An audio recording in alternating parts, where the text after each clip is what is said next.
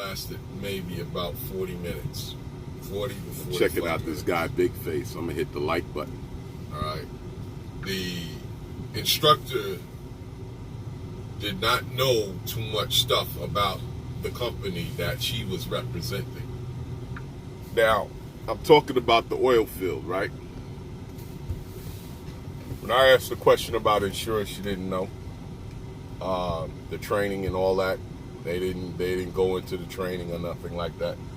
Even the recruiter couldn't tell me much about what's going on in the oil field. She lied about how many wells was up or how they got a contract for a well just to get me to come to orientation. I watched all of this. This is a hustle move with the recruiters.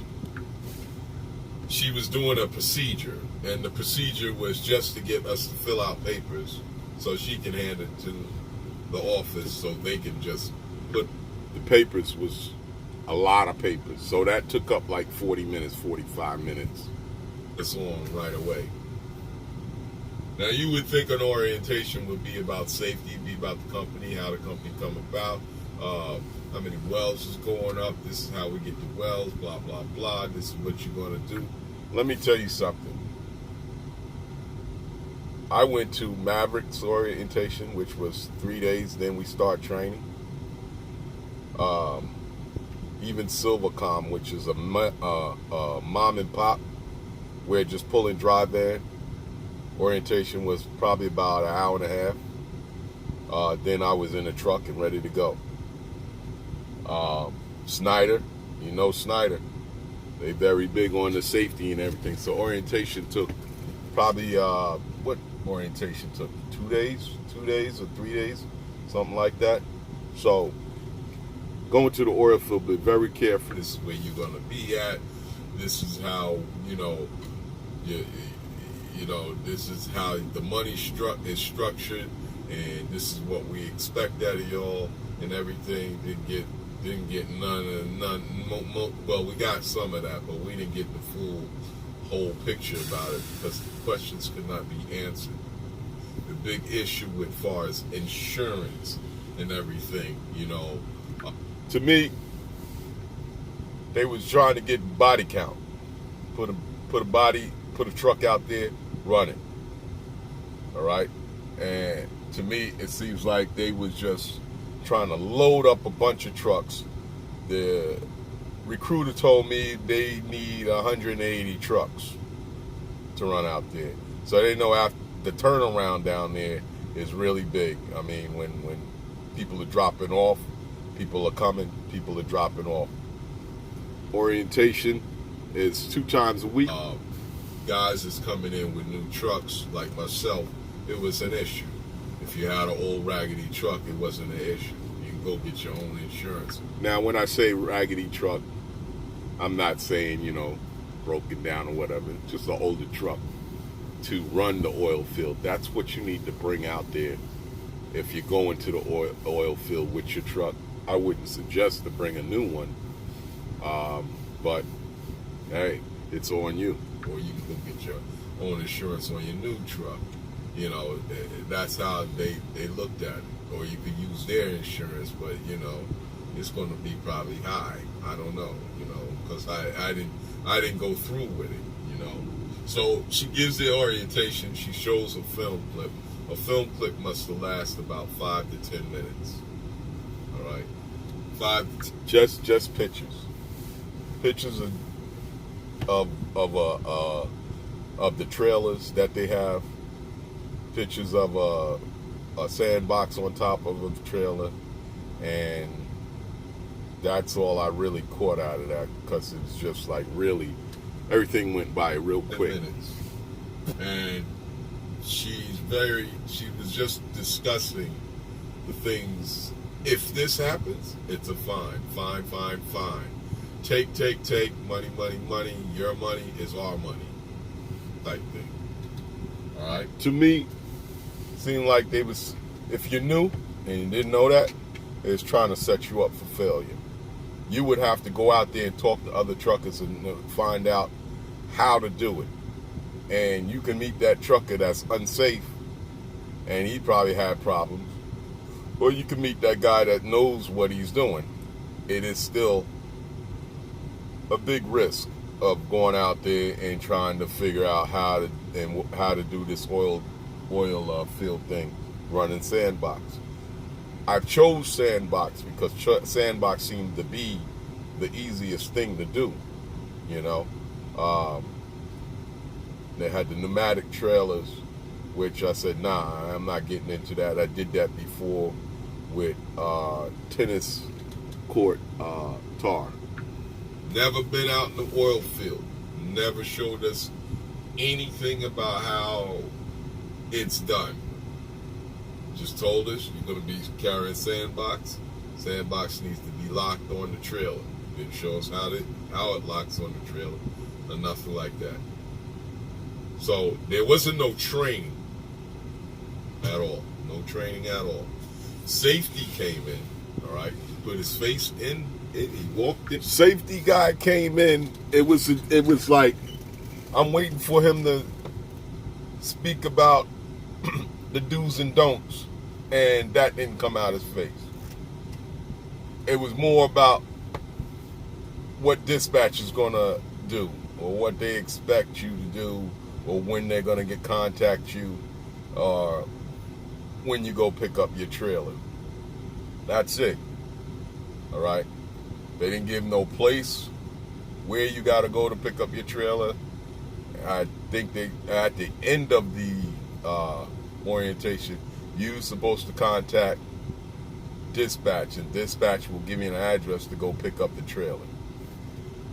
Probably 2 steps into the class, he said a few things that I just ignored because it wasn't safety.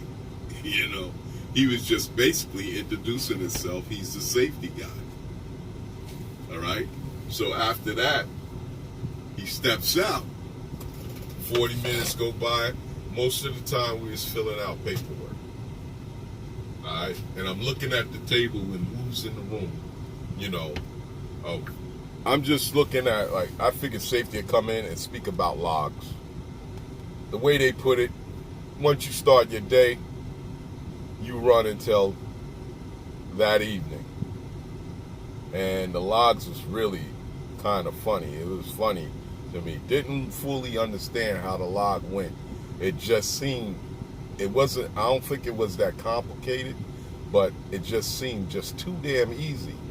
You put the day you start, make sure you're at the place where you start, and when you end your day, you need to be at that place. They call it your home base, which would be like a truck stop or maybe a man camp or something like that. You know, what age group? What's going on down here? I'm peeping. Yeah, so I was looking at what was around the table, nothing but young guys. Young guys that probably didn't really understand, you know, how valuable your time is and what game you're about to get into. All they was thinking was money, money, money, but they wasn't thinking about what you're about to go into. Now, there was some guys that's probably already been out there, job hopping, all right, and all this stuff out, you know. There's young guys down there.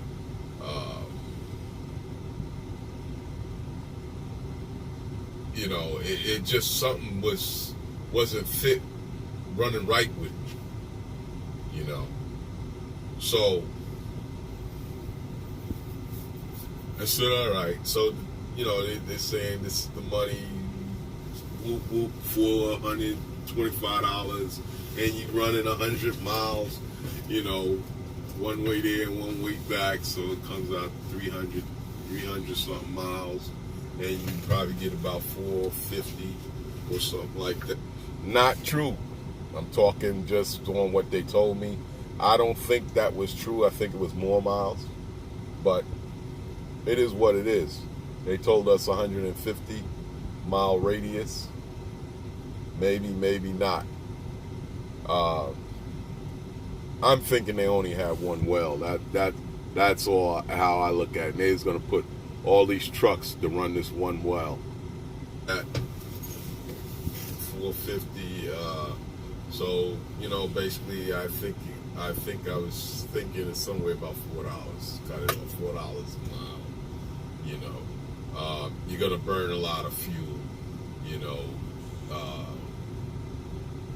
Burning fuel, very heavy, close to 80,000 pounds all the time. So you got the wear and tear on your truck. All right, you got the wear and tear in your truck, and you don't really know what you're about to get into.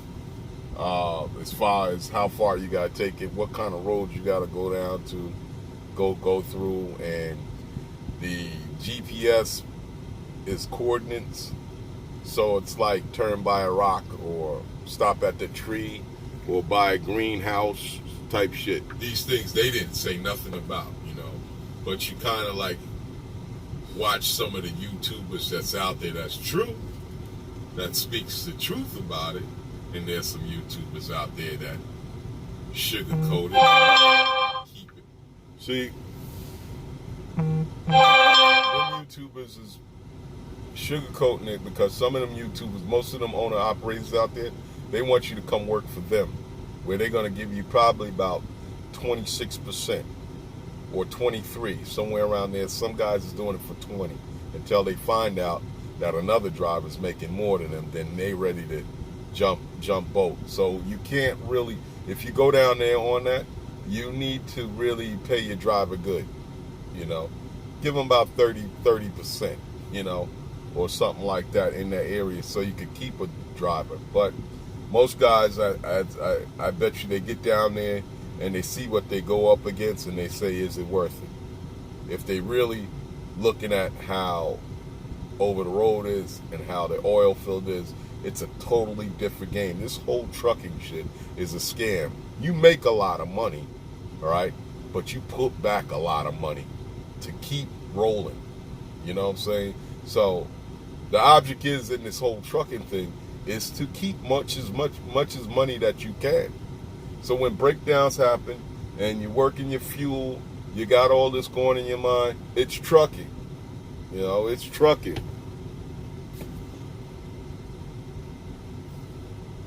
So That's a secret. YouTube is a beautiful thing if you get the right people to educate you on a field that you're going to jump into. But when you start sensing somebody's clowning around or whatever, then you lose the trust in everything. There's some YouTubers that's down there that oops.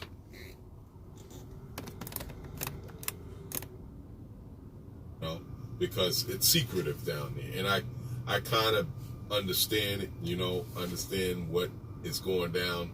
It's not, I don't think it's them. I think the money could be changing people. You know what I'm saying? It could be good money. It could be just headaching money.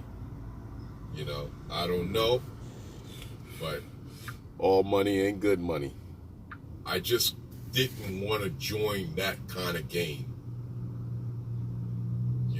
I always dread when I get into trucking that I would get with a company that would leave me sitting in a damn truck stop for days, and I need to make money. Yep, you need to make money. So if you sitting there waiting for a well to come up, if the well breaks or something like that, do you jump to another company? Or do you just stay there and wait for the well to come up? Well, you could be losing money. All right? Well, out here, over the road, you got the opportunity to pick a load and go keep running. So it's almost the same. Some guys win, some guys lose. We don't know how many is losing. We don't know how many is winning. So that's what's up about that damn oil field.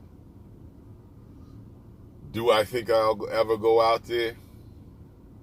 Nah. It's not a part of my plan. It's something that I had to check out. Now, you could be curious and go check it out if you got that time to do. But not me. I don't have that time. All right? I got a 10-year span and I need to be where I need to be at in 10 years. I'm working on my 4th year. So my 5th year, I'm hoping that everything is all well and good. And oh, here comes his trailer. So I don't know how long he's been in. But I'm hoping that all is well is good and that truck's paid, everything's going on. I want to be able to run at least a year or 2 years without any major thing going on with this new truck that I got at 114 miles on it. So that's what's up.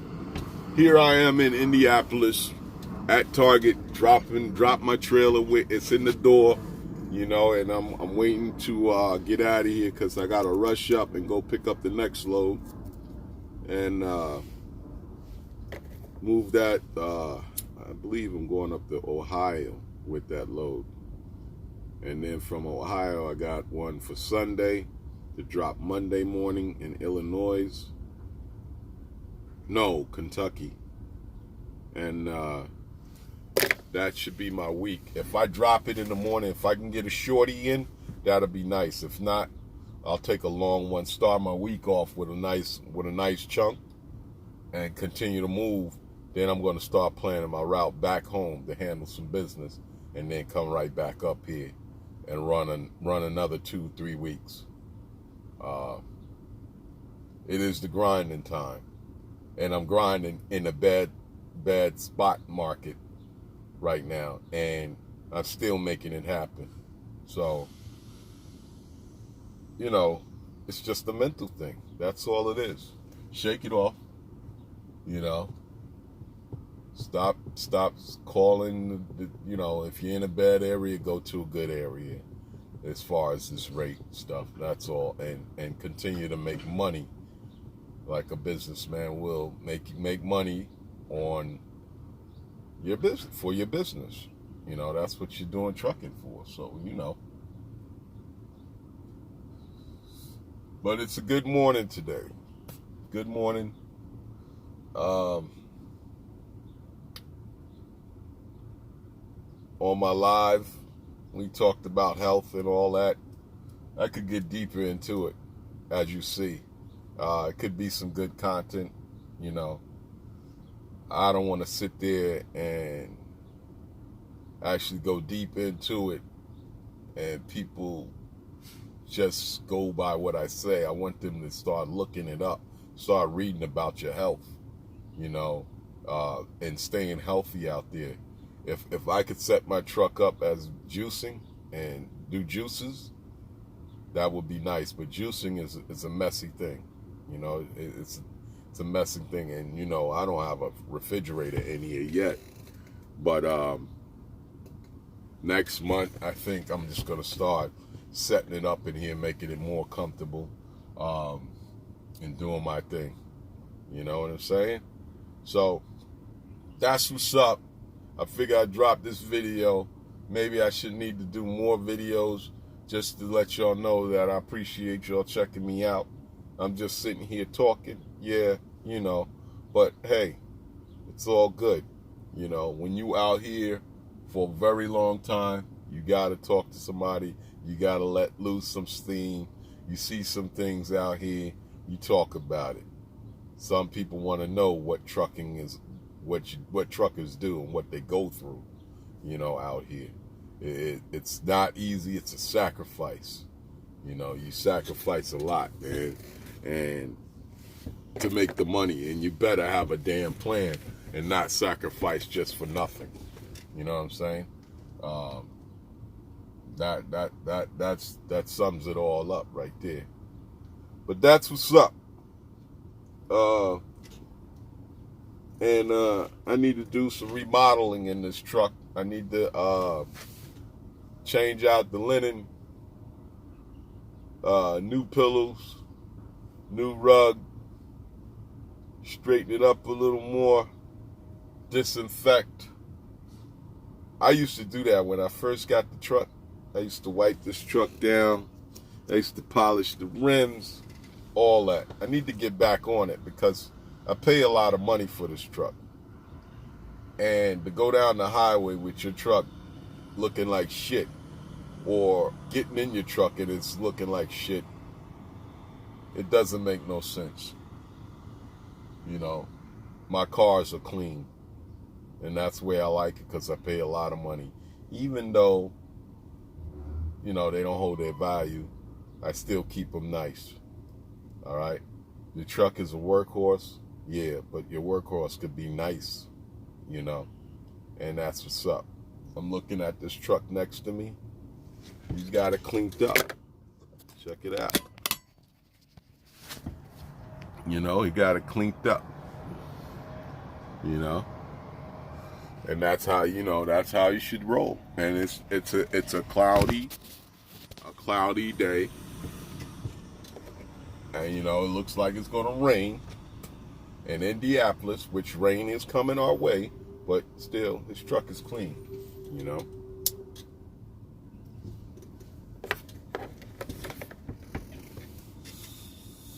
But that's what's up. I hope everybody's safe out there and doing their thing. I probably need to do a video on slide tandems for you new young guys that's going to CDL school. I think I did that already. But a good tip, if you're carrying heavy, 40,000 pounds, 43, 44, slide your tandem in that 8th hole. I can't even remember the last time I went and paid to get scaled. All right? I got the opportunity to carry light or carry heavy. I try to carry under 40,000. I'm always on point when I go through a scale house. I never get pulled in for overweight or nothing. I learned this through Snyder. All right? Snyder has a good training program. They'll tell you, put it in the 8th hole.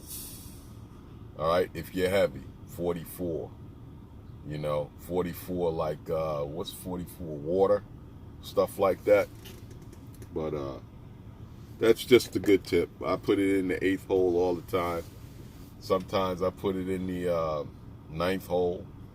It all depends.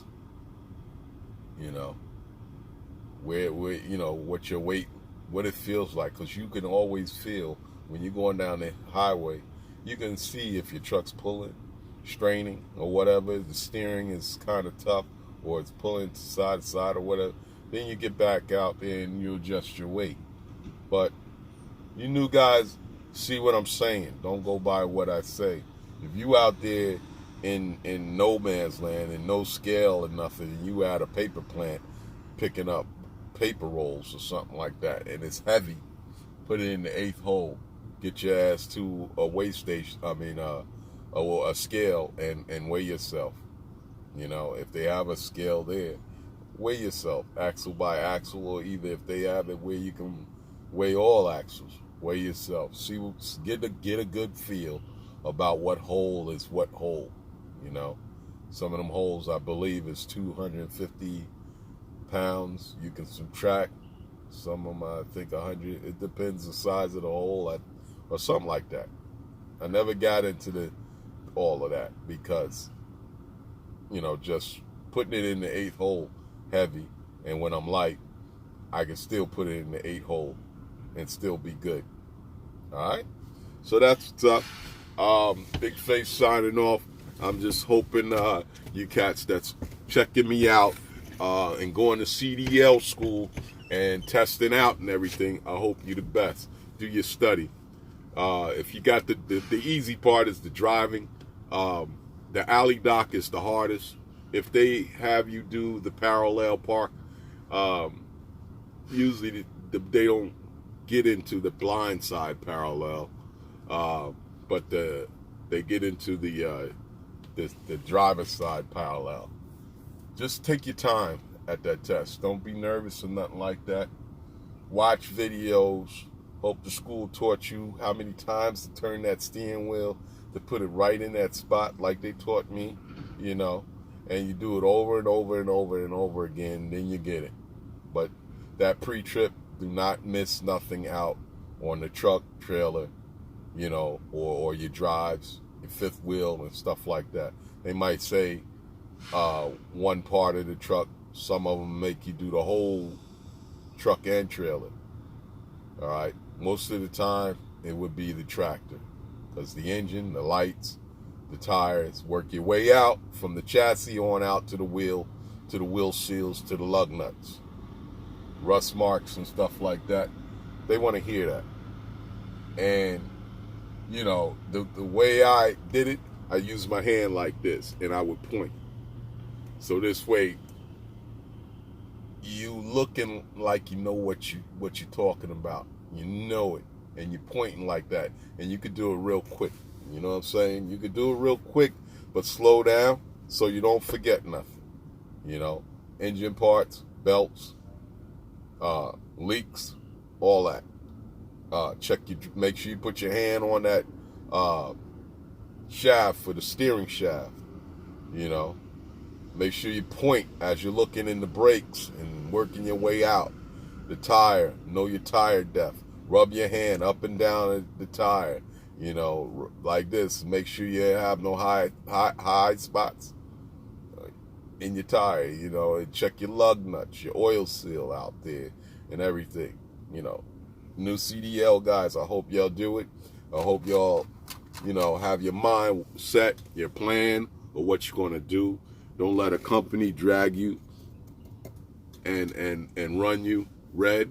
You know, some guys is coming out just to be with a company. Some guys are coming out to get their own truck and trailer. And you need to set yourself up. Set your company up, LLC, and roll with that. Let your money go in that, because once you establish your LLC, it's going to help you down the line as far as your establishment as a business. All right? So, yo, Big Fix Trucker, and I'm signing off. I'm going to wait for my trailer to come around. Then I'm going to get the hell out of here and go pick up this load and keep it moving. Every day I've been bumping docks, so that's a good thing. You know, when I was down in Florida, it was every other day bumping a dock.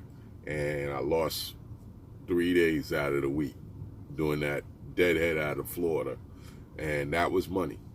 You know, that was money. That's fuel. That's getting the load and everything.